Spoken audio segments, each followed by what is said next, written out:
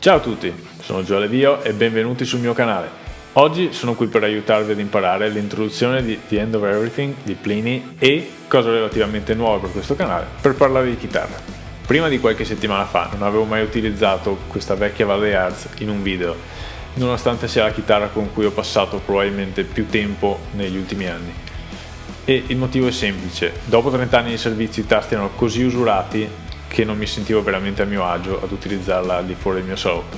Così alla fine ho deciso di fare qualcosa in proposito e di affidarla alle cure di Mattia Ghion. Mattia è un liutaio di San Donà di Piave ed è lo sponsor per questo video. Trovate tutti i suoi link in descrizione. Colgo l'occasione per ringraziarlo e, siccome lo stimo come persona e come professionista, per me è stato un onore il fatto che lui abbia pensato che io potessi avere qualcosa di interessante da dire sul suo lavoro. Se c'è una cosa che fa veramente la differenza quando si parla di liuteria è l'attenzione ai particolari, ed in questo sicuramente Mattia eccelle. Gli ho portato la prima chitarra un paio d'anni fa e si è preoccupato subito di capire come suono e cosa mi piace. Questo sicuramente rende le cose molto più semplici quando si tratta di settare o modificare uno strumento. Almeno non so se le rende effettivamente più semplici a lui, ma a me sì. In questo caso avevo già un'idea ben precisa di quello che volevo ottenere. So che su questo tipo di chitarre mi piacciono tasti molto alti e larghi, che mi danno un certo controllo sui bending e sui vibrati. A questo punto probabilmente, è anche inutile dirlo, ma la ritastatura è riuscita anche meglio di come speravo. Senza pensarci troppo, quello che sento è che la chitarra è più facile da suonare, più intonata e più incazzata di prima. Data la mia ignoranza sulle fasi del lavoro di ritastatura, ho pensato che questo video avrebbe potuto essere una buona occasione per imparare qualcosa e magari di condividerla con voi. Vediamo qual è stato il processo. Il manico è stato rimosso dal corpo della chitarra, un'operazione che richiede delicatezza per non danneggiare la vernice, specialmente nel caso in cui non sia mai stata effettuata in precedenza. È stato poi installato su di un body surrogato per permettere una corretta regolazione del trussrod sotto tensione nella neck jig. Come avete visto, questo trussrod non è regolabile in presenza del battipenna. È stata misurata la flessione del manico in accordatura standard, sono stati regolati i calibri comparatori e la curva ideale del piano della tastiera, considerando la presenza di gobbe nel legno. Tutto questo mentre il manico si trova nella stessa posizione in cui poi verrà suonato, in modo da eliminare la variabile gravità.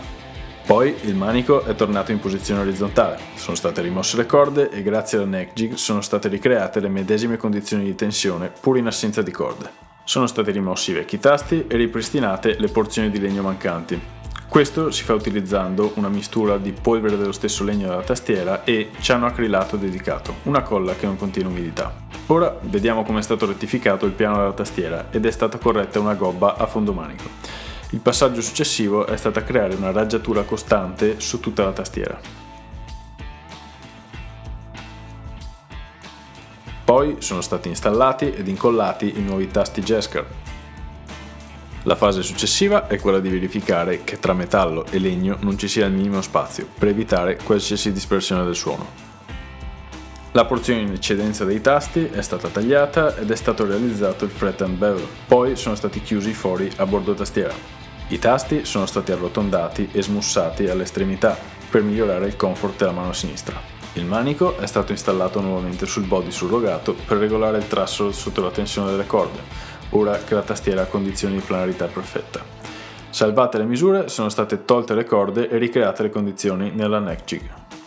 È stata eseguita una leggera rettifica e una ricoronatura completa dei tasti, che sono stati infine lucidati a mano per minimizzare qualsiasi possibilità di attrito. Ovviamente, più sono accurate la preparazione del legno e la ritastatura, più sarà veloce e leggera la rettifica. Dopo il setup finale, la chitarra è pronta per essere suonata.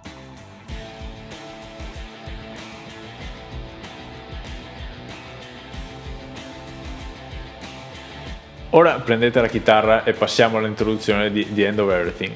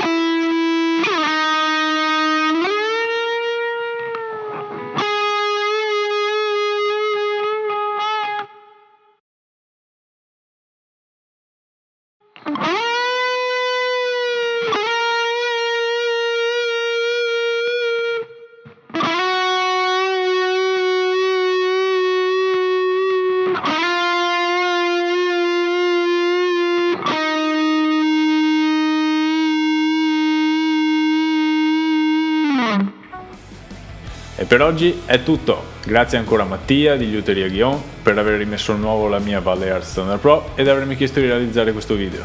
Spero di esservi stato utile, se vi piace quello che faccio iscrivetevi al canale, lasciate un like e fatemi sapere nei commenti che ne pensate e anche quello che vorreste vedere in futuro. Fate un giro sul mio profilo Instagram e ci vediamo la prossima volta.